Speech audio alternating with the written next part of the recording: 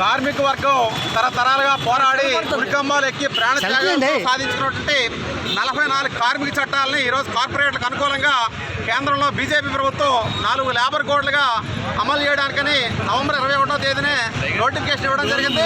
2026 April 1 నుంచి దేశవ్యాప్తంగా కార్మిక వ్యతిరేక 4 లేబర్ కోడ్లు అమలు చేయడానికి నిరసనగా ఈరోజు కేంద్ర కార్మిక సంఘాలు ఐక్యవేదిక ఆధ్వర్యంలో అన్ని జిల్లా కేంద్రాలు దేశవ్యాప్తంగా కూడా నిరసన కార్యక్రమం చేపట్టడంలో భాగంగా ఈరోజు కూడా శ్రీకాకుళంలో ఈ కార్యక్రమం చేపట్టడం జరిగింది.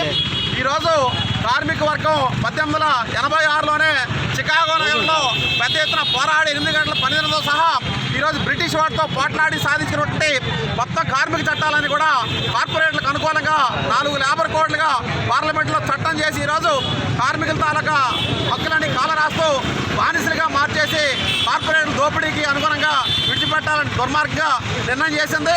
అలాగే మహిళలను కూడా రాత్రి కూడా పని చేయొచ్చని చెప్పి దుర్మార్గంగా చట్టం చేశారు. అలాగే రోజుకి కనీస వేతనం జాతీయ వేతనం 178 రూపాయలుగా నిర్ణయం చేశారు.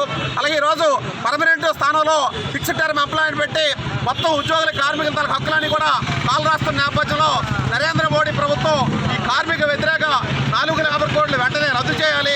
29 కార్మిక చట్టాలు పాతవి పునరుద్ధరించాలి. 15 చట్టాలు రద్దు చేసిన వాటిని కూడా మళ్ళీ యథావిధిగా అమలు చేయాలని చెప్పి కార్మిక చట్టాలు కార్పొరేట్లకు అనుకూలంగా మార్చేసి కార్మికులు దోపిడీకి గురి చేస్తే మాత్రం పోరాటాలు తీవ్రతరం చేస్తామని చెప్పి ఈ దేశంలో కార్మిక వర్గం యావత్తు కూడా వీధుల్లోకి వచ్చి ప్రభుత్వాన్ని స్తంభింపజేస్తామని చెప్పి ప్రభుత్వాన్ని హెచ్చరిస్తున్నాం. ఈ తేజస్వరావు జిల్లా ప్రధాన కార్యదర్శి.